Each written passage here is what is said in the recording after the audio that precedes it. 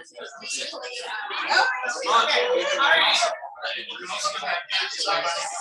there room back there?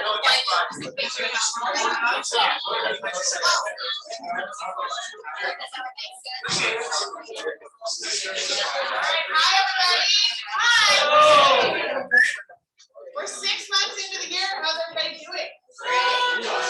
Right? Anybody have any wins? Yes. Yes, Ivy, what's your win? 2 listings over $2 million by the end of the month. Woo! Good job. Nice job. I have one already live. Territory taken. Yes, ma'am. Nice. Anybody else? Any bucket fills? Anybody have anything for anybody else? I have a bucket fill. Hang on until I do my second. I have a bucket fill. I want to shout out to Kim. It's been a tough couple weeks without a front desk, and we're making do. And yeah, thanks for everybody's patience, but for sure, shout out to Kim. She's been hustling above and beyond. So appreciate you. Yeah. Okay, we have a red shoe winner. So for people that aren't at Keller Williams or not at our office, we do a red shoe award every month. The winner of the red shoe gets our upfront parking spot by our back door, so that all we have to do is step out of the car and go to work. The red shoe award is for the person that exudes the most Keller Williams culture in our office for the month. So closely a three-way tie. it was a very tight race, and the winner is Rick Iverson.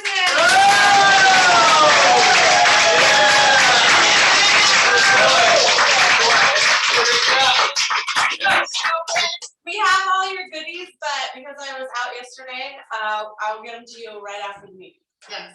So Speech, good job, speech. Rick. I just want to know who the other 2 people were.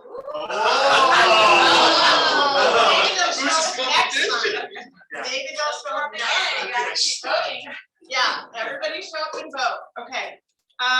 The next thing on my agenda is ducks. Okay, so a lot of you are like, what ducks? What are you talking about? Okay, so we started a thing at the beginning of last quarter for compliance. So if you get your check in on time, when the check comes in and we look in your file and everything's in there and you're green to go, you get a duck because all your ducks are in a row.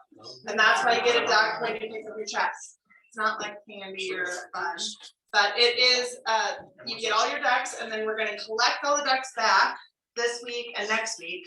And we're having a drawing at the end of second quarter. So on the 27th at the sales rally, when Lance is talking about how to be a summertime agent. There you go. We're gonna do a drawing and award our prize. It's a surprise. I will let you know. And then for our 11 o'clock drawing, so everybody butts in seats. Kim, you want to? There's like. I should have put your hand number so you can't tell the difference between cards and paper. Well, I don't know who put what in. This one. Michael Marquezine.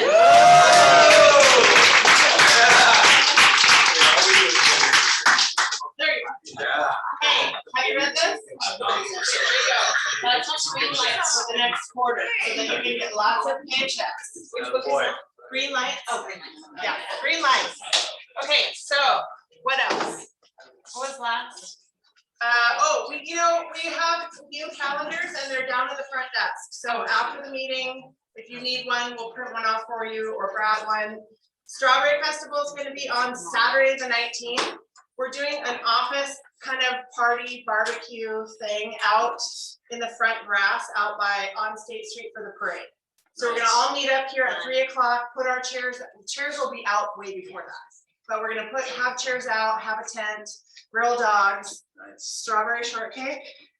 Strawberry shortcake, water that I ordered these labels that say, Keller Williams, Marysville 2023 Strawberry Festival. We're gonna put it on the water, some of the water. Perfect. And hot dogs. We're gonna have hot dogs. You want to make a anyway. salad or something? I'm thinking strawberry margaritas, just to keep in with the theme. Food Yeah. and Yeah. free. You want to bring it? No.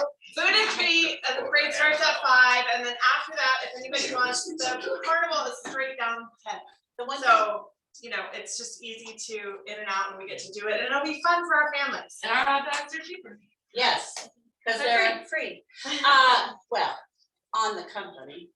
Question, just a thought, we need to put out, I need someone to help me put out the tent and everything, and some people are saying we should do it on Wednesday, Thursday. I will unfortunately be at my nephew's first birthday party, so I can't even be here. But I'll be here. I'll need someone to handle the strawberry shortcake, just dishing it up. I'll buy everything beforehand, we'll have a cooler there with everything in it. We But got it. when do we I'll- hook up ours, when do we do our chairs? What I'll nights have we rally done the it before? troops. Does anybody go to the parade? Like Thursday, Wednesday? Yeah, At least yeah. the night before. Well, for sure the night before, but I was thinking maybe Wednesday night. It's stolen. I think Yeah. that we have a good take on it, because we can see the parade set up from the Yeah. front office. Let's say Yeah. third. Okay, so if it gets really Okay. bad, then bring your own chairs, because we'll replace them, because we'll be using our own chairs, right? Yeah. We'll figure Yeah. it out. Anyway, see me, it'll be super fun, and career night's on the 21st. So Right. anybody that they wanna send my way, licensed or unlicensed, I would love to help people build a great business in real estate. Look around this room, we've got amazing agents to work with, it's the best brokerage in Snohomish County. Ah, We have some wonderful guests today. We have a fix and flip panel, and I'm gonna give it all over to Daniel, and we're gonna try to take up as much time as we can learning from the greats on how to do business with investors. Give it up for Daniel. I'm actually not one of the greats, I'm introducing them. So we got investor. He is great, come So on. we have a hard money lender here, Plone Cooley, he's actually with Denver Lending, he's gonna come up. talk Boom, about- boom, yeah. Derek Oliver is a local investor, he actually invests around the country as well. There he is. And then Mike Rubin is a local contractor investor.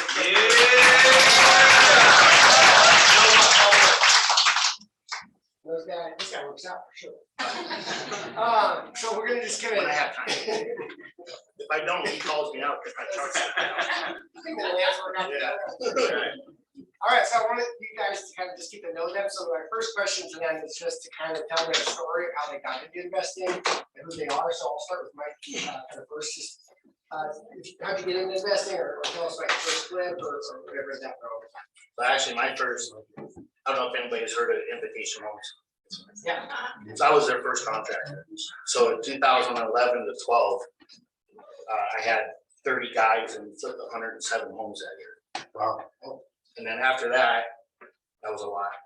And then I just kind of downsized after that and got some big investors that I just started doing personal homes for.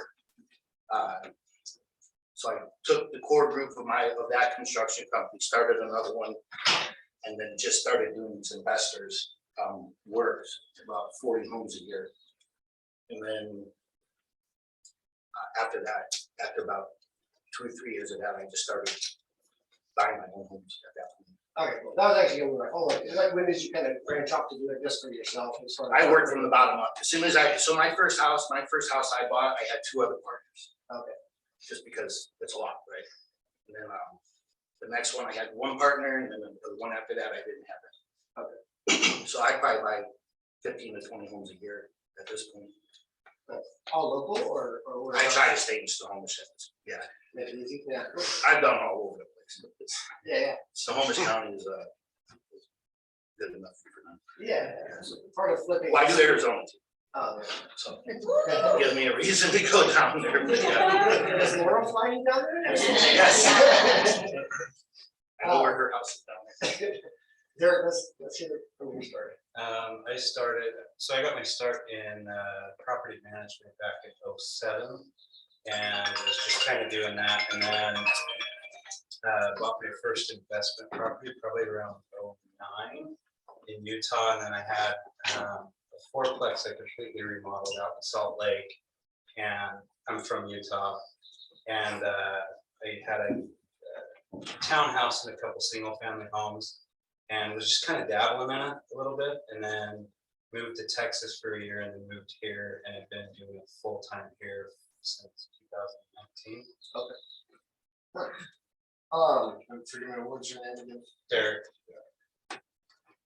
How many do you do a year? I know earlier you were telling me you own 77 doors, so it's, you're not just flipping, but you do a number of projects per year. Yeah, I think last year we flipped 12 homes is all, nothing with this guy, but It's a pretty big number, though, 1 a month, that's turning them out pretty good. In Poe, actually did my first deal with Poe in 2014, so he's been in the hard money investor side for over a decade. Tell us kind of what you do as far as investment money and such. Basically, do a lot of education on how to get into private money. A lot of people don't know, like, they think they have cash to buy these properties, banks won't finance a lot of them. So that's the thing, that part was trying to tell people that there are other options to buy properties. It might be a little more expensive than a bank, but the bank can't finance it. So that's where I come in, and that's the beneficial part. And I also tell people, instead of just doing cash only purchases, start using lenders, so you can do more deals a year and get better contractors to work with you because they trust you more and they do more deals and you get better at it. And your name gets out and stuff like that.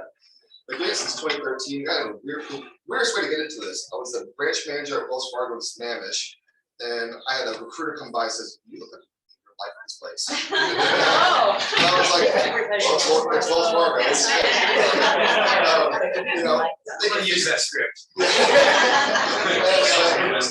get recruited by a company called Eastside Funding Investors. I'm sure you guys heard about them. And first day I went there, I'm like, I don't even know what the heck I'm doing here. And the first auction I go to, that first week, protesters are there. And I was just like, what did I get myself involved in? And then, luckily, the people that own the company pulled me aside and said, this is how the property went to foreclosure. This baby got screwed over by the kids. It's not that. These are the reasons why property went to foreclosure. It's not the bank's fault. It's mostly family members, divorces, stuff like that.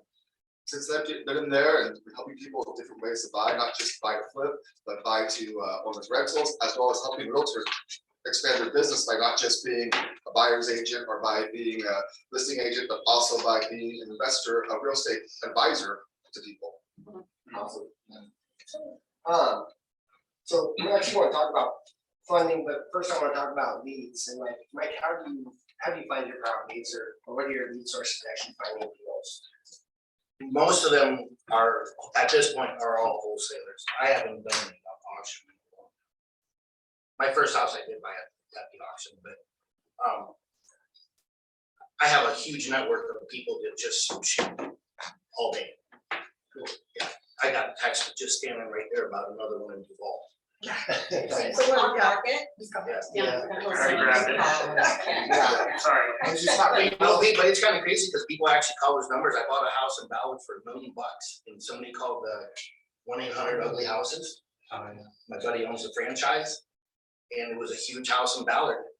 And they saw the sign and called it. Little bandit says. On that, like, how many deals are you looking at per how many you purchase? Are you assessing like 10 to 15 per, or do those people actually do their homework and give you, fair deals, or at least ones you trust?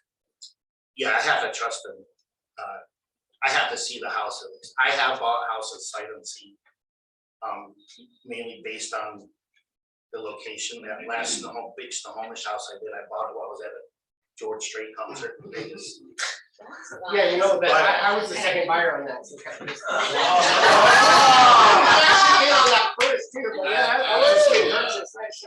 happened to drive by that home when I was looking for a place and I saw the for sale by down there and me and my brother had the girl waiting to sell it because she wanted to see if we could get it first. And, I finally was like, before the market turns, we gotta tell her you can't get it. Yeah. I think it was sold within a week. Yeah, I was right. You picked it up. That's a beautiful job. I saw it on the market. I wanted to. I should. Yeah. Awesome. Well marketed too, but of course. Derek, what are your lead sources? I know you were talking earlier, you assess a lot of projects right off the MLS, but obviously you get other. Yeah, I buy off the MLS wholesalers as well, and then I do a lot of my homework too as well. So Yeah, a lot of signs or calls or texts. I do texts and letters. Okay. How many agents do you think send you deals? Just curious. let's see, in different I've forms? got about probably 8 that I trust that send me deals Okay. right now. Let's talk about your funding too. We talked a little bit about creative financing with you, but I know both of you guys probably use cash, hard money, all of the tools there, but Derek, I mean, how do you normally fund, or what are some of your financing tools that you like to use most of? We use hard money quite often, but I try to get more private money loans as often as possible Okay. to fund it at a lower interest rate. Sorry. I didn't make it feel so. What do those conversations look like, or like, is that when people, obviously the sellers, the owners are calling you direct, then you can kind of dictate terms and, make sure the margins don't work? Yeah, so I've done a number of things. My house in Oak Harbor, I was able to get it seller finance, 0 down, 6 months, no payments, a balloon payment after 6 months. So I literally owned the house the whole time I was rehabbing it, got it cash flowing before I was able to refi it. But I also have friends and family that are private money lenders that have, like 401ks or whatever that they'll fund my crazy ideas. Go fund Derek. Yeah. I've actually seen those on Facebook. I thought about Facebook. That's good. We obviously, Paul, I guess I probably shouldn't have hit you with this, but you probably doing this for 10 years, you probably own and transitioned some real estate too, or at least picked up some deals along the way. Yeah, we sold most of them a while ago. It's just kind of got out of it and like being a landlord. It's just kind of one of those things that, when time's good and property's cheap, it was really nice. But when time got tough in COVID, it was kind of just, I can't deal with this anymore.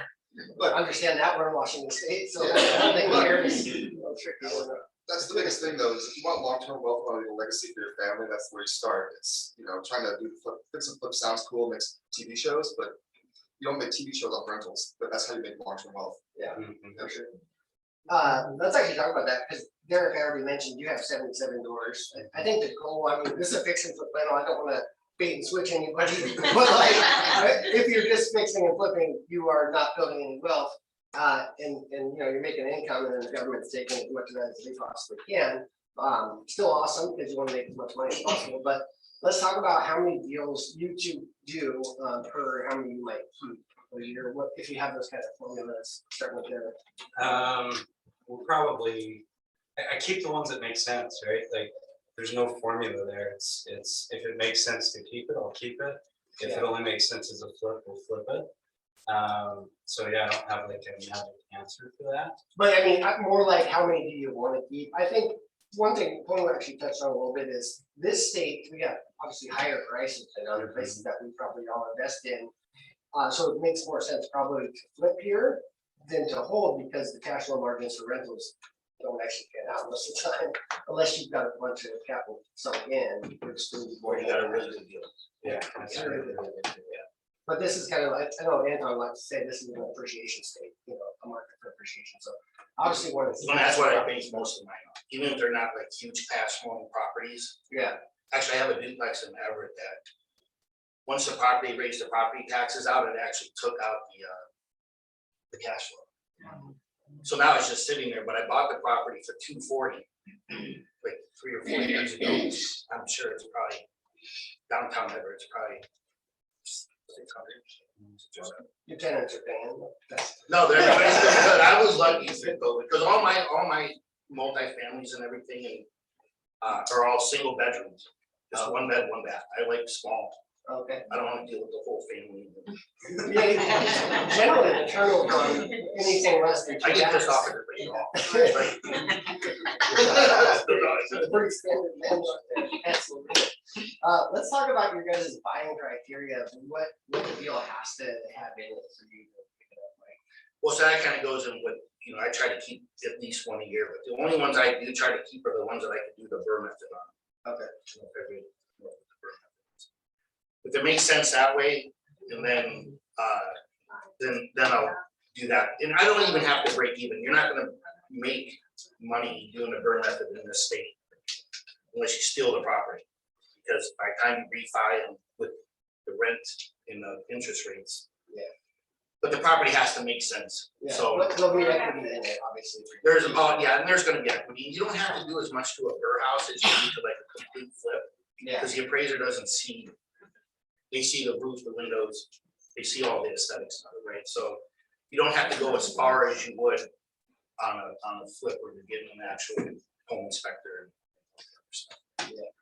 But, Let's talk about your criteria for a flip though, like those, It's that the- margin and yeah. that. it's the cash, I mean, it's just the return on investment. Sometimes, you know, if you take your house, like if I'm gonna make 100,000 on a house, how long will it take me to cash flow that? It's not worth it. Yeah. Yeah. What about your flip criteria for what do you need to see as far as a margin? to take on, you know, one out of 12? I like at least 100K profit. That's kind of my bottom line. Okay. And that allows a lot of error, right? Like Yeah. unforeseen things. Might not always walk away with 100K, but at least you know you've got a good buffer there. Yeah, to the if the market septic or- failed or yeah. something, you Yeah. can cover it. So like, That's mine too is 100. Anything can happen. with that though, like to get a number that big, I mean, your Snowmax property was 1.3 or 1 point something, like it's a lot. So obviously you can make 100K on that, but that market's a little bit more of a challenge to sell because there's a smaller buyer pool. Where's your comfort zone as far as the house values that you picked up? So you're not too tapped in as far as. Right now, Yeah, I mean, the perfect is 500,000-600,000, I would say at this point. That house in particular, we didn't really know, it had a ton of traffic, that one did. But it seems like anybody with $1 million over doesn't have interest issues. Yeah. Right? If they're looking at houses like that, they already have their stuff figured out. It's my Will make sense. I mean, the maximum limit are what they Yeah. are. So you're bringing a bunch of cash in, but still a buyer pool is so. I like the 500,000 or 600,000 homes because you don't have to go full, you know, waterfall countertops, Yeah. all kinds of crazy stuff, right? Not to do HGTV this. No, you just gotta make it nice and livable, and I say that, but I do every house like I'm gonna. Are you saying buy it 5 or 6 or sell it 5 or 6? Got it. So that's like So entry just level. about median. Yeah, well, that's your biggest buyer. Yeah. The first one was counter. You find those to be super competitive though, because obviously the lower the entry price, the more potential investors, buyers are out there to buy those and snap those up and make it cut into your 100K profit margins. At least what I can see, is that the case for you guys? Derek, go ahead. I lose out on. Turns out time, houses, right? Yeah, I Yeah. have too, like, so that, but I'm in the same, yeah, like the 400,000 to 600,000 finish price. I think that those ones move the quickest and. Yeah. And, yeah, I mean, there's a lot that gets swooped out from underneath me, but we just go on to the next, right? Yeah. But that's not You doing. don't have to be like too hungry if you. That's not all we do though, at once, so if you're doing like 500,000 or 600,000 homes, I'll have a big one going, usually I have one at a time. Yeah. In the $1 million area, somewhere around there, while all those other ones are going, because those ones are easy. Somewhat, you actually just touched on a little bit of what I wanted. How many projects are you comfortably going to do at one time? I guess that would all depend on what kind of cash you have in it. If it's seller finance, very favorable terms, you can take that on or just put it on the back burner. But how many do you have going now? Or I generally have between 3 to 5 going at a time. okay. Similar number. No, last summer I had 7 going at once, and that was too much for me. It was 2. So now I'm trying to keep it around 2 or 3. How many crews do you have? Yeah, that's a great question. I was gonna say that. So I own the construction company. So I have a small, my crew they're all carpenters. And so we go in, we do the demo and frame and get ready for the next subs, because then I just keep circling everybody around. Yeah, I use a lot of subs just because it's hard to find people to work anymore. And then subs want to work, so you're gonna pay more, a little bit more. But, the subs at the same time know that, I'm doing 30 to 40 homes a year. So, and I pay them right away. Everybody gets paid. There's no slow pay. There's no 30, 60, 90. As soon as they're done, they're paid and we're gone. Mike, I have a question for you. You once told me that even in the down market, when we were talking at the gym that day, when the market was falling, and you were asking Tyler and I questions about, how are you guys handling the real estate market and things like that. I specifically talked to you a little bit about the quality of your products, because I was fortunate enough 4 years ago for one of my buyers to buy one of your flips. And I'm here to tell you guys, when we walk into flips, we usually generally look and go, or we go, wow. Mics are all wow. So one of the questions I asked you was, are you willing to give up on quality a little bit, even in the down market, because you were a little bit nervous? And were you willing to give up on quality? And also, how do you keep your subs in line with the quality that you expect? Because you guys do put out a phenomenal product. I'll never give up on the quality. But that's the one thing I always do every house I come with, it's mine. So I would never do anything like that. Plus, I don't want to get nothing caught in the home inspection. Most of my homes, I get most of the houses pre-inspected at this point. And even they're like, man, this is crazy. But I still want it done and over, because I don't want to have to go through back and forth, you know what I mean? Plus, you always want to be the nicest house. It's my, The nicest house. Yeah. Nicest house. especially in a slow market. If you're the nicest house in there's not a lot of houses on the market, yours is gonna stand out above all of them. I've had people try to do that. In a down market, I remember on a house in Bellevue, their budget was like 150,000. And they took it down to 50 in Bellevue. And I was like, what are you gonna do? Like, Or my big countertop. yeah, you got the house clean, okay. And then, but then they couldn't sell the house after that. And I was like, God, nobody wants to move into a house, well, not very many people want to move into a house where they have to continue working on. Yeah, it has to be an item that they can just knock out easy, or it's gonna be. Or nothing. I mean, the only thing you need to do when you move in my house is buy a washer and dryer. You don't get the $300 set for that? I think to do with that is, when I do research of properties I'm lending up in this area, I always saw his name up there, and he was using a different lender at that time. And I actually called him up because I liked the quality of work so much. I said, I really want to lend you money. Sorry. I work with Tony a lot. But that's lenders want to see that too. They see people that do cheap stuff, and it's like, I don't want to lend that guy money. Yeah. Because if I gotta take that property back, I'm stuck with this junk that was a junk before, and now it's even more junk. Yeah, well, lenders are a lot more comfortable lending to you. With that said. Yeah. Well, generally speaking, like, we have to operate on an ARV, and we have this, high-end product in mind when we give those ARVs out. So if you like cheapen, it's like, dude, you cheapen the ARV, obviously, now I gotta recomp it to. But then it's your fault. Yeah, it's my. For those that don't know, can you explain an ARV? I think that's really important. Yeah, so just after repair or after rehab value. So one thing, I'll let these guys kind of touch on that. But when I was talking to Derek earlier, I'll let you touch this first, but with your agent relationships, you have multiple of them, and what, with the homework, what are you expecting to see from them? And can we touch on the ARV as far as like what they're giving you, and then your homework side on just that? So when agents bring me things, I want like a whole package. I'm gonna have to do my own due diligence, but I want to know what our purchase price will be, what our ARV will be, how much they think it's gonna cost to get there, what the comps are. I want a whole package, because I don't want to have to.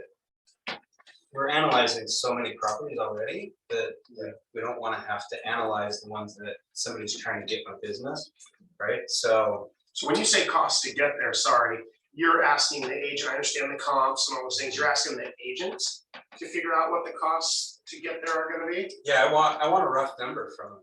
If they're trying to sell me the product and they come in and say, oh, you can get it rehab for 40 grand, and I look at it, it's 100 grand. Yeah. I want my agent to be trained on that. I want him to know the pricing, so I don't have to do as much homework. Okay. Yeah, that honestly should be any agent that's like trying to wade into this water, you better know what something costs, like at least to a rough ballpark. Like if you're not there yet, like just with Anton's land class, he wants the same thing. He wants how many units can you put, what's gonna cost, all those kind of details should be known. That's the homework that we should do. What I see, and I was talking to Derek about this earlier, is agents will throw it on the MLS and go, this is a deal. Like, no, it's not a deal. Like, there's no margin there. Like, it's a deal because it's a pile of crap, but like you didn't price it right. So you don't even know what the margins are. So like when we're talking to our sellers, we need to know, like, hey, yeah, this isn't a comp, because that comp that you're calling a comp costs $80K from where your house is to where their house is to get it there. So your house is not gonna sell for anywhere close to that, because we need the labor and the work to do that, to get it there. And that's kind of what that detail of that ARV is, it's like showing the comps of the pile that it is now into finished product, and that's kind of that homework of the ARV. It goes one step further, because after that, then you have to show that ARV. You have to take all that information and send it to the lender. And the lender's gotta do their own. Yeah, so that's what I do. I honestly barely even look at it. I say, send me the deal, and I look at it, and I forward it to my lender. Yeah. Because I already know if they don't like it, they're not gonna, so it's not even. Yeah, Home's gonna send somebody through there, and they're gonna look at it a little bit, it's not gonna be that full appraisal, but they have to, the deal has to pencil out. I still have to go look at the house for the rehab though, because I never trust the rehab. And to that point on the next step, so Paul, if I'm trying to get into this first time on my own, and I do all the homework and I do all the things, and I'm like, okay, I know what the comps are gonna be, I know what I can sell it for, and I've talked to somebody, or maybe I've figured out what all that is. If I bring that to you and I'm looking for hard money, and it's my first one, right? You're gonna go, okay, and you run all the math, and you're like, oh, this actually looks pretty good. What is my percentage? What do I have to come in with? Because I know that there's not a zero down hard money loan for me, right? As a first time guy. You get stuck at auction property, there is. Okay, but let's say that's not. Let's say it's not a market deal. It's just gonna be, I'm coming to you. Well, the biggest thing is the location, because I can't say that we're gonna do 50% down all over the state. If it's gonna be like in Everett, Edmonds, like Stevens, 50% down is realistic. But if you're gonna do like Granite 15, 15. if you're gonna do like Granite Falls or you're gonna do concrete, I'm probably gonna ask for 20 and concrete maybe 25. That's just, I've never been there. So if we're in Marysville, you like all the numbers, everything pencils out, it looks good. I gotta come in with 15K.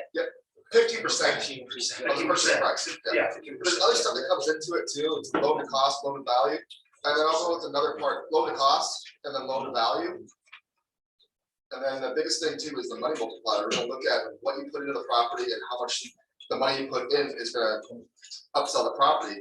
And if you're buying something and that calculation comes out, check and drop there in a little bit for you guys. That, you buy something for 100K, you put 20K in, it's gonna sell for 300. I'd be like, do you guys just rob somebody? Yeah. So we always look at that too, like we're not trying to, not as a lender, we're the first ones to get sued. So we want to make sure that the property you're doing, the transaction's clean. So you saying 15% of the purchase price? Yeah. Okay, and then savings another $100,000 in rehab costs. If the numbers work out, we have a person look at the whole draw process. If the numbers work out, we'll fund 100% of that cost. The biggest thing is we want to make sure that numbers really are accurate. If you're telling me that this. Not for 15%. No.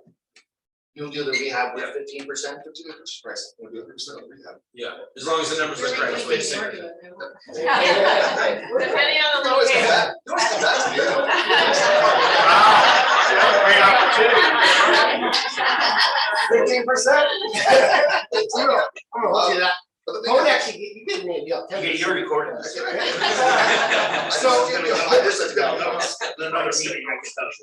So, hey guys, if you guys are taking notes, we're gonna do a Q&A at the end, but I do got a few questions. Oh, okay. I wanna brief these guys through. Let's see where I was.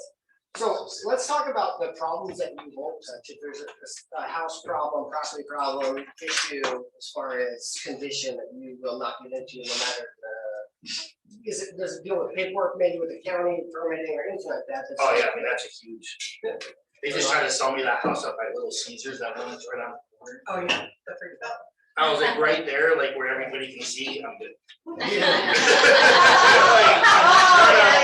There's only so much plastic that can cover everything.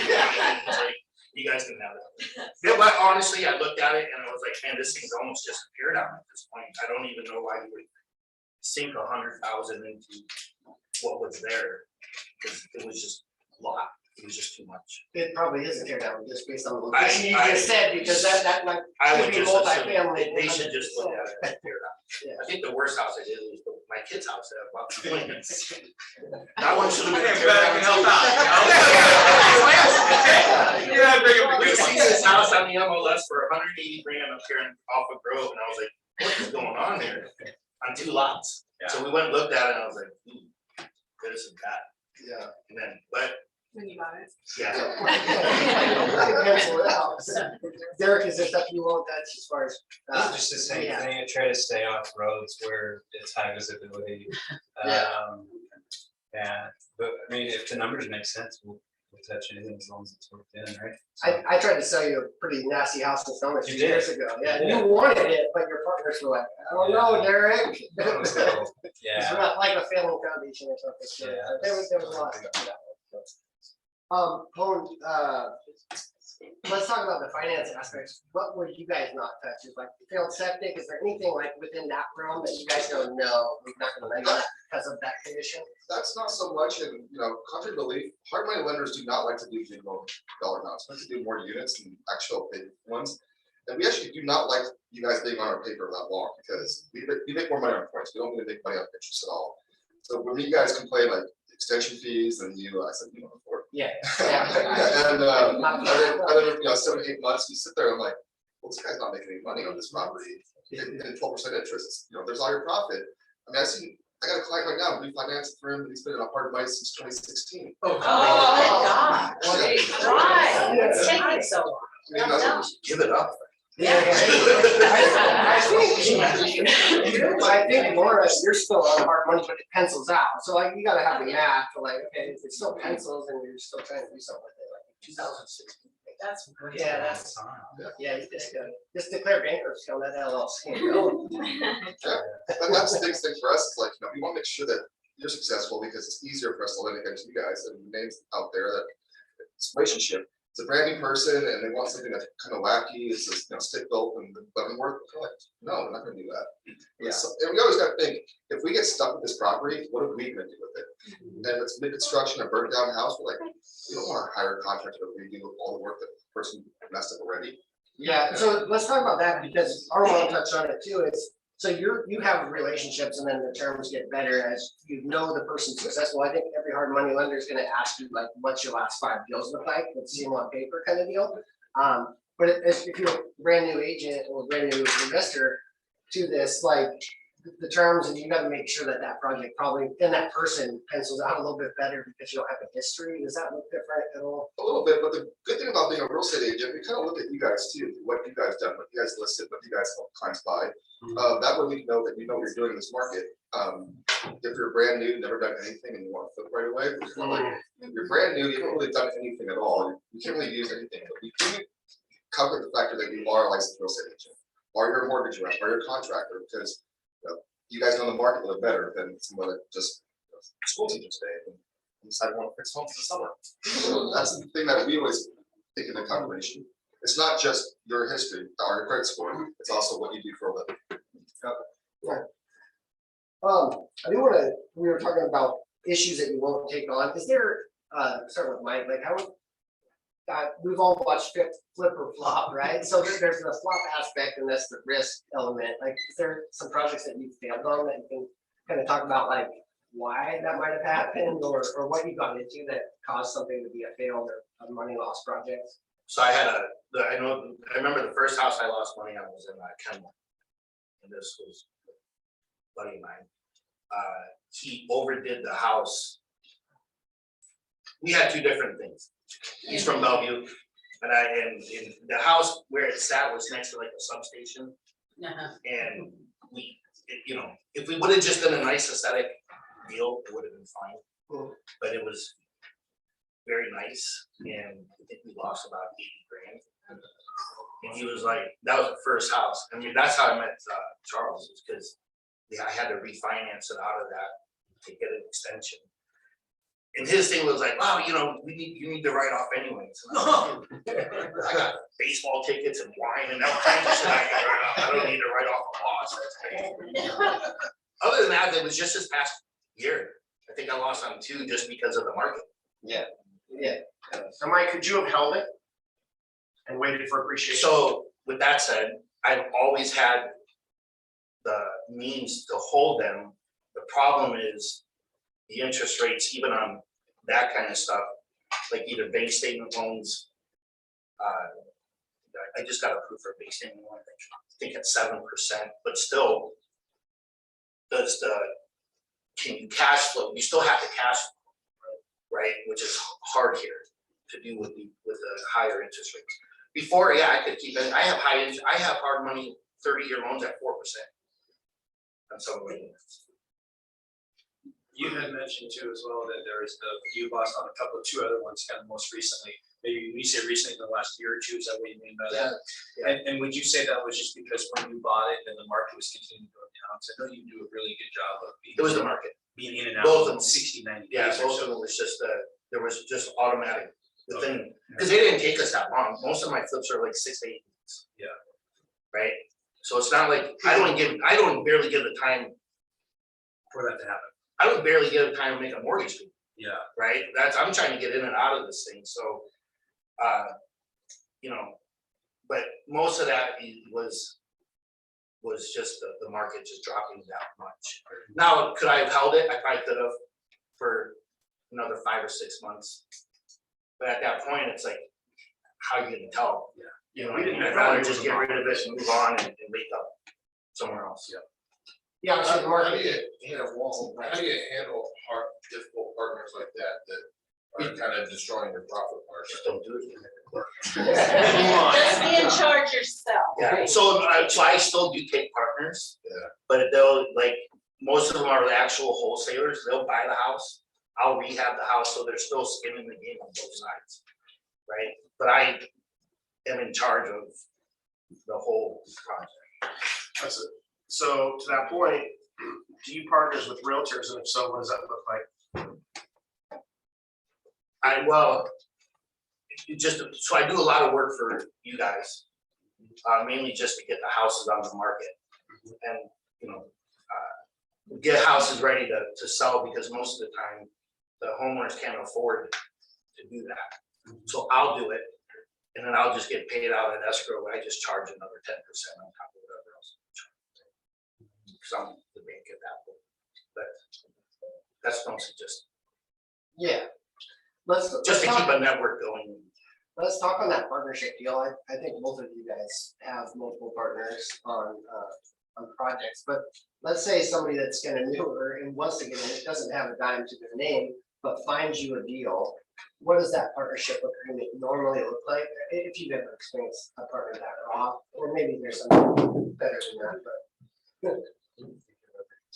So, no, Ricky, okay, you don't, I'll just give you don't you do the any. assignment. Just give me a sign. I was just wondering if like there was an 18-year-old realtor that brought you an awesome deal, if you had some sort of percentage, just as like an intern. I take that back, actually. I did get a house from Riley Forest in Bothell. And the only thing he wanted was to resell it at full commission. So he found me the property. I bought it and did everything. He didn't want an assignment, nothing. He just wanted to list it, list at full commission. Because I think I worked with certain people's, you know, multiple homes, so I'm not paying 3% to sell a house. Yeah. Right, but Me and Derek were talking about that earlier. Everyone's kind of got to even this, but like if you have a relationship with a broker, obviously you're expecting a lot of work from them on both sides of the deal, maybe finding it and then marketing it and making sure it sells for the top dollar that they've already promised you. But what is that like? I mean, I think most investors that I work with are like 100% list back, or so we would work with them. And from an agent's perspective, I used to think investors were always flaky, but it was because they were getting bombarded with a lot of people, and maybe I didn't have that like relationship with them to know exactly what they needed. So you gotta get that sense, and you guys probably have met a lot of like flaky real estate agents, but let's talk about that brokerage relationship. Not here. But what do you expect on that? And like, what does your like list back kind of program look like? Obviously. So I do have my one partner we were talking about earlier. I do a lot of flips with him, and he's a real estate agent, but he does the list back at 1%. He's the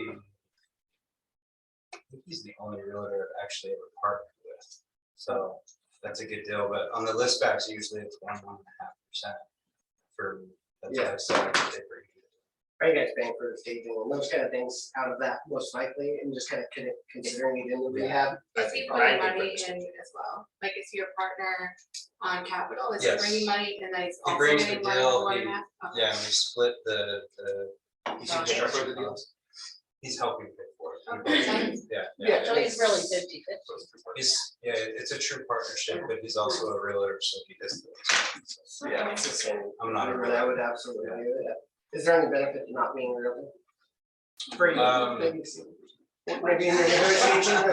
Yeah, I think the negotiations, I have to play by the same rules a lot of the times, but full disclosure, I am getting a license. Cool. Sure. Yay. Hanging here, right? Yeah. As much as I don't want to, I am jumping off that cliff. Good job, man. Welcome.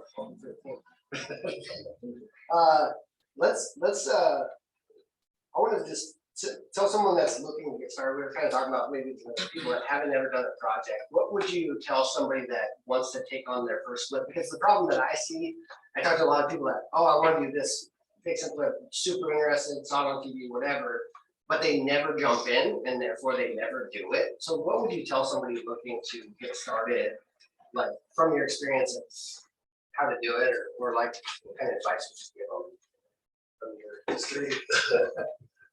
I mean, I've helped when Bryce and Laura started, I think I helped you on your first house. I have no problem helping people, right? But as far as like what kind of criteria, you better just know your numbers. And then that's the problem with the TV shows. They make it look a Very glamorous. lot easier than it is, I'm taking, phone calls at 11 o'clock at night that I shouldn't be taking, they don't show that. Yeah, I mean, if anything for their first one, I would say just to try to keep it a nice aesthetic. You're not going crazy structurally, you're not doing, that's where, and it's a time frame. Because you're paying a hard money loan, Yeah. right? And you want to get that done and over with. So it's like these people that take 6 months, year, not that I haven't done that, I've done that on bigger projects. But it's calculated. So the numbers just make sense. They have to make sense. They gotta be somewhat easy. Don't jump into I wouldn't. the jump worst in of the worst. The project I tried, you came to that off-market open house. I gave that to somebody that never done a flip before because they wanted it and you didn't buy it. You probably could have handled it better. But what would you tell somebody trying to jump in? Obviously, just stay away from hard projects. Yeah, I would say the same, just a super cosmetic flip. Build a network first, don't buy the property and then try to figure out who's gonna do the work and things like that. Build relationships with lenders, contractors, and just have support that you can call, like someone else that's already done it. Yeah. Maybe, I don't know, because that can be crucial. Like you see things that just have no answer. You've got to get creative to fix a problem on a flip sometimes, and most people can't do that on their own. The experience. Yeah. Is there a time aspect that like you guys run into? Both probably you guys had full-time jobs or different. As you jumped in, is there like an idea of how much time you need to devote to a project maybe that could be scary? Because that's some of my experiences. Like if you're doing something else and you're trying to dabble, like it makes it really hard. So I understand why you guys both jumped in full feet, do it full time. Yeah, I always say, like, if you've got 5 things going, and this is 100% of your time, and this is taking 20, that's taking 20, that's taking 20. If this over here is taking 50, then everything else is getting 10. So you really gotta manage your stuff right. And if, even on my projects, even if my guys aren't on the job, I try to have some trade going. There's always some trade at the house. Yeah. Right, so really, it's just the time is the biggest thing. And then there's certain times that you want to list too. You know what I mean? Before school starts and all this, you don't want to list in, winter, so you're trying to fit all these other time crunches. I suppose that your agents kind of try to get you those timelines and those projects in that, because obviously the market ebbs and flows and changes, and last year was a big change where, buy a project at the start of last year, you're gonna think like, oh, it's gonna appreciate it, and then it drops 18%. So Daniel, your most recent question Yeah, is coming right back to what I'm thinking here. I think quite a few people are right now. At Anton's most recent investment meeting, he said, you can do all this stuff, but it's gonna take you out of the field selling real estate. yeah, And that really hit home for me.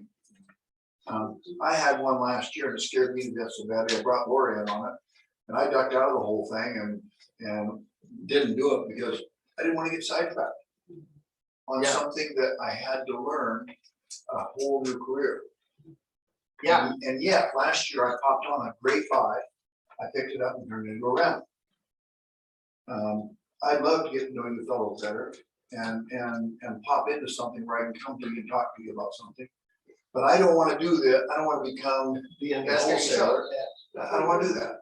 So That's for what- somebody like Bryce. Yeah, what I want this to be the value for the agents here is in your relationships with the people that you meet. Exactly. As far as the investor and seeing what it takes. These guys are, Mike already has the relationship with Lauren Bryce. Derek has a relationship with Drew, like they already have their partners, but you guys, every single one of you will run into somebody that wants to invest. And what I want you to figure out is what does it take to be the partner with them as far as passing the deal, doing the homework, and then actually providing value to them. So you're the valuable asset to an A-list client. Because like, if you had a relationship with Derek, you could do 10 deals a year. A lot of people in the room don't do 10 deals a year, like year period. So like, if you create that, you find that person, you create the value with somebody that has money, wants to create money. That's what I want you to do. Maybe some of you want to flip too, but that's on you. But yeah, it does take, it's a full-time job. These guys are full-time So job. now we come down to, we're selling real estate daily, doing our best to generate and find deals. What are we looking for? What should jump out in front of us, gentlemen? Well, so that's what kind of touching on what you were just saying. Even after I get a project and it looks great on the numbers and stuff, I still bring Laura in. After, like the house we're doing in Arlington, let's get it cleaned out, let's re-walk it now that it's clean. There's no rats and shit. And then try to figure out the layout and what exactly we need to do to get the comps that her and my lender showed me, right? I think the comps on that one were 850 or something like that. I'm swinging for $1 million of that. But with that said, she knows I can't look at the MLS every day. I gotta work. But she knows what houses are selling like that. So she'll come back in and be like, I think we need to do this or this and this. And I go, okay. So it's just us doing our job, doing another CMA for you. Well, you just have to know your market. Yeah, exactly. This is all micro markets. That's the thing. People fall into a trap when they, any market, even if you're just going to a listing appointment, if you don't understand the micro market of the area, like you're gonna obviously give somebody the wrong call. You're like, hey, this could be worth $1 million, dude. You don't know that street whatsoever. That's never get over 700, but it's just knowing micro markets and knowing your job. I do want to open it up to Q&A. If you guys have written down questions, that's. Yeah, so Dan, I want to piggyback on Rick's question. And so one of the very first transactions I brought to Mike was down in Kirkland, that split level. So I met with these people to talk about selling the house, and the house was in disarray. And these people are really embarrassed about the situation. I was lucky enough to let me inside the house, and it was not very nice. And they're embarrassed about the situation. And I talked to you of 2 options. You can either put it on the market and let everybody come on through and check it out. And the wife is shaking her head, no, I hadn't finished the sentence. Or you can sell it to an investor and he'll come in here and he will cash you out. And then you can head on your way. And in that situation, it was very awesome because Mike let the people leave everything that they wanted to leave there. And then they got to stay in the home for like another week after he closed on it. So Mike closed on it. They left all their garbage, belongings and everything behind because the numbers worked out good. Then they went to Maine actually to go be with their family. And so then once we closed on the house, I brought Mike over there, did a walkthrough. Here's what I can go for. Here's what I think we need to purchase it for. Here's what I can sell for when it's all said and done. And then he determined how much money he's going to put into it, not me. And then we closed on it. And then he brought dumpsters in that the people left a week later, cleaned it all up, and there we go. So it's about finding the transaction, finding the deal, Rick, to answer your question, and then just take it to them and say, hey, here's a possibility. That sound about right, Mike? Yeah. Thank you. There's probably 3 parts to that, because as an agent, you also probably have to offer the contractor willing to do the work as well, just to not potentially be in a legal violation there. But like, you could offer the cash buyer, these guys, but you might also have to offer something else for them doing, the owner doing the work, or you might be potentially equity skimming the Just person choose. options. Just give them Options, yeah, so it's like, would you guys wanna take on $100,000 project, or would you wanna sell this? I think part of the problem is some of those houses that you can't get conventional. No, Yeah. There was no way that one was gonna get conventional. it's bad. It was actually, we cleaned it and we went to refinance it and the lender said it wasn't livable. And that was after. So that. I brought up a good one, Rick. Yeah. They said, no, okay, That's awesome. it's a tear down. Hard money. So I have this hard money lender who I love and we have a long relationship with. He's getting older, it's a small group. And so it's super fast. Like we identify something in 5 days to close. What is your process and how long does it take? Well, that's a strong question because it's all to you getting stuff to me. So I can say I can get it done in 5, 10 days, but if you don't get stuff to me right away, then it's like, well, what can we do? Right. So Right. that's always a big thing for me. It's like, well, do it. But if you have everything you need and 5 to 10 days. Yeah, all kinds of. You do get, the person has to go out there, so if they can't get access, we're kind of stuck. The one I did for you was a little issue because you couldn't get inside. And Yeah. then we used to What drive. happens then? We used to drive by appraisal. So it was took real quick, check out done in a day. So that was a huge scenario. And part of that was because the company that I was with, Daniel's a new client, so it's a little bit different. Daniel's been client for 3-4 deals, like who cares?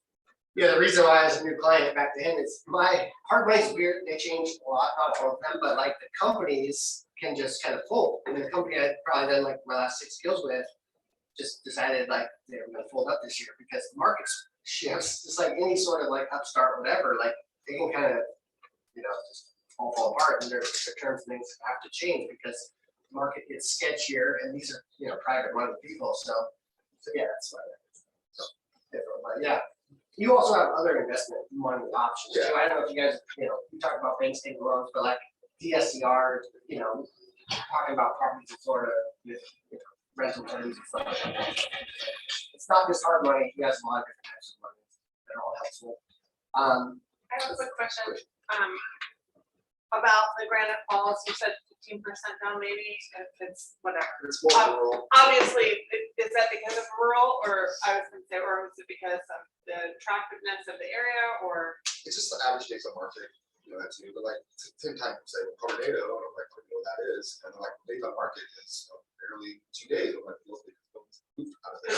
One comp. Yeah. One comp. The whole place. I was like, the next person that bought it was the person that lived next door, and his kid was turning 18 or 20, Right. whatever it is. So, Got it. so yeah, that's the thing too. It's just when it comes to rural, it's kind of harder. It's a little bit more issues for us. But are you gonna take the advice of agents that do know their markets, and like Granite Falls is actually an emerging market, Yep. right? Yeah. So it's rural for now, right? But it's emerging, so actually it's a really great place to find deals and do that kind of stuff. So are you gonna take the advice of the agents that know the market? And, or are you just gonna, no, it's rural, so we're. No, let's take advice. We'll take this rock experts, everything. You guys know experts in real estate, not me. I mean, technically, the place I live is in Redmond, it's rural.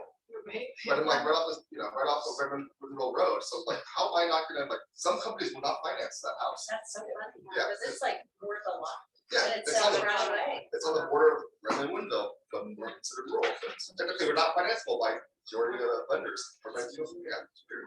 I think he referenced Granite Falls because he's Right. been doing it for a decade. I'm class of 2002 down at Granite Falls. Granite Falls is great. But, so 5-10 years ago, Granite Falls would have been like, there's no homes, but now there's a couple Still not thousand. great. Just trying to gauge the stubbornness, Great. right? How about Like, no, index? absolutely never. Well, Yeah, I think you meant more like concrete. I It's just was like, well, super 'cause slow. did you say 15 or 50 for Granite? 15, probably 15. Yeah, and then 25 for concrete is way that, Way out Out And there. then purchase price. yeah, lower. Yeah. Never gonna emerge. I was gonna move part of that index. Yeah. I got a question for Derek. Hey Derek, congratulations on the doors that you opened. Are a lot of those single family or multi-family? I've got a combination, the majority of them. Multi-family. I'm in multiple states. I'm in Iowa, Utah, Texas, and here. Okay, and do you have partners that you can bought those with? Yeah. Okay, all right, and follow-up question is, are those properties that maybe you found as to do paper, or you were gonna buy them to then fix and flip them and sell them, you decided to keep them, or how did you kind of acquire so many doors? Some of them were bought to be flips and turned into rentals, but most of them were bought to the rentals. Okay, From day one. okay. And when you bought those, did you see because maybe they're a good deal and you could do work to them and bring up the rents? Yes. Okay. Yeah, expandability. Because when always. you bought them, they might not have been like the greatest, but then after 6, 8 months, 10 months or whatever, then you fix them up and raise up the rents kind of situation. Okay. Exactly, yeah. Cool. That term is called value add, that's what Yes, everyone's value looking at. and So I so- just bought a 6-plex in Stanwood a few months ago. And the rents there were like $600 a door. Yeah. And I just raised my first raise to $1,000 a door with very little pushback. And then there's another raise going up August 1st to 1,600. Right there, I just added. Okay. And are most of those you buy off market or on market? Mostly off, Mostly off. direct to sell. What did you put into the standing plan? Like money-wise? Nothing to, Nothing? well, nothing before I raised the rents, but now I'm turning one of the units into an Airbnb, so I'm dumping like 20 grand a day. You just bought it and raised it? So a lot of landlords are scared to raise rents, so therefore they're actually keeping their property value down. And then they'll sometimes just offshoot their properties because they don't like their relationship with their tenants or whatever. And then you're buying it as value. Sometimes we have to deal with the other issues. Yeah. I'm sure you guys have all evicted people. But multifamily is all based on cap rate. So their value is based on cap rate. So you could be buying it based on how much it's generating, and then the property value could double just by raising the rents, doing just a little bit more. So that's what I'm curious about. So I'm not interested in multifamily, but single family. How much do you put into a single family to get the rents up? I mean, I guess that's, Yeah. I guess it's really hard to Yeah. determine anyway, because it depends on where it's, never mind. But do you do Where it is, high-end stuff in condition. it, if you're gonna rent it, like quartz or granite, or, you do? Yeah. Okay, It attracts a better. fire, yeah, so I heard, yeah, that's what I figured, that's what we just did, but you're right, Rick, it took 35 days to get it done, and I was there every day. So it took away from my real estate business, but I got it done pretty What's fast. the ROI? Right. If it takes away from your real estate business, but look at the ROI, how many deals did it take to get there as well? That's what I would also look at, right? I have a question for Mike. When you're talking about your units being mostly 1 bedroom, 1 bath, do you have a higher turnover rate on that, or do you think it's about the same? They're all year-long leases. Okay, Yeah. Well, as part of the burn methods, you have to get a year, lease, okay. and then that's what you submit back for your refinance, right? Yeah, I was just like, my brain just wanted to go, oh, but with more bedrooms, you probably have longer I have tenants. 1-bedroom Airbnbs, Right, which is a quick turnover, okay, but most of the multifamily, they're year-long. okay. Yeah. All right, The statistics are that 3-bedroom, 2 baths will hold people for 5-10 years though, versus 1 bath, they're always trying to move up, so Okay. you're right, it is. I just statistically- prefer them just because it's usually only 1 or 2 people in there. right. Yeah, There's only Less so much they use can on do. the Yes. stuff. Okay, There's got only it. so much damage they can do. just no It kids, just no changed kids, my no mindset dogs. a little bit. I just, No kids, no pets, there's not a lot of. Yeah, 1 bedroom, Yeah. just 1 big sleep in there. one bed. Yeah. interesting. Yeah, I kinda I like hardly that have idea. any tenant issues Okay. that way. And I let little dogs, I love it. No. little dogs pee in the But house. you know, if you got big Big dogs, then dogs you should don't pee in the but buy a house. house, right? Let's wrap up if everyone has a question, any more questions you guys wanna throw out 1 or 2, Laura, you got some questions? Sure, Derek. So you have 70-something doors. Mhm. I'm assuming once you get to that number of doors, it's harder to get conventional financing. So do you often utilize seller financing? Yes. And what would be like your good pitch to a seller, just really briefly, on why seller financing would be an advantage to them? So one of the biggest advantages is taxes, right? So we do usually interest only, which helps them defer or kick the can down the road on tax, burden and capital gains. I prefer it because it keeps my payment way lower. If I'm doing interest only, my payments are a lot lower and I can then have more cash flow for the property. And then I automatically get my depreciation as well, so. And you're still enjoying the leverage of the depreciation. Depreciation. So you haven't refinanced those on our, or owner lender I just, seller financing?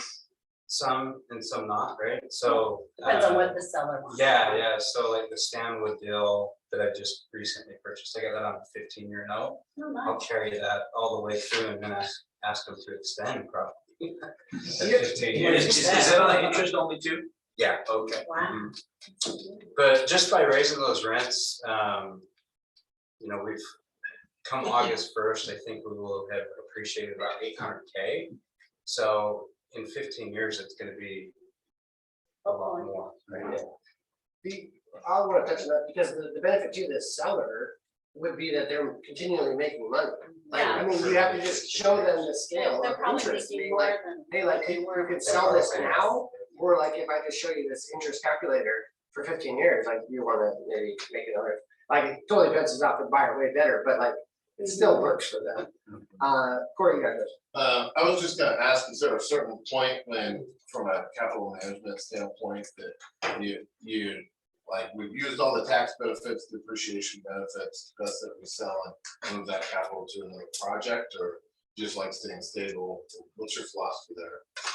I think once you've hit all your depreciation, right, it's time to start looking at selling or 1031ing or anything like that. I don't know what you're at too. Well, so most of the ones I buy are in what's called an opportunity zone.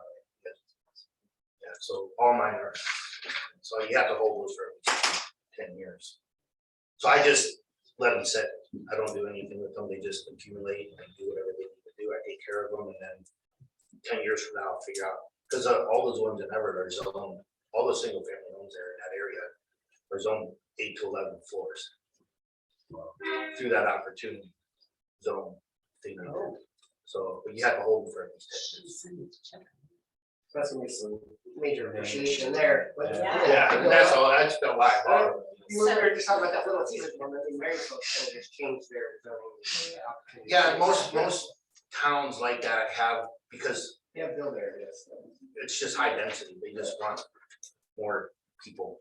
So how do you find out if it's an opportunity zone? Is You it can, you can. on the Google it. tax records? It's Does it say on, zone Snohomish County R8 has it or on. R12? Snohomish County has it on one of their maps. Okay. And your agent should know that stuff. Apparently. Well, not all, I mean, that's more than. No, you have to, we did a land class last week and Anton just blew us away with all of that. So like, with more, as an agent, like there's so much to dig, and Derek will learn this as he gets his license, like whatever avenue you want to go into, you have to continue to dig to get more information. Or you can stay on the surface and just deal with fires and so on or whatever, and not touch land, not touch investment or whatever. But wherever you want to dig, there's always more to find. But it should have rental properties for your retirement. Absolutely. Without a doubt, Without yeah. Any more questions? I think that's a great way to stop, the segue to stop. It's Yeah, where you absolutely. wanna dig, there's always opportunity, There you right? go. There you go. Thank you guys. Mike, Derek, Bones,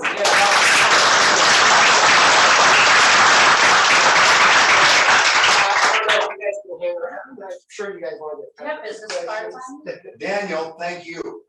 Yes. Make sure you get Bones information, so you guys have some money, information, or you can pick up deals as you walk into them. All right, guys. Thanks, guys. There's also- Yeah.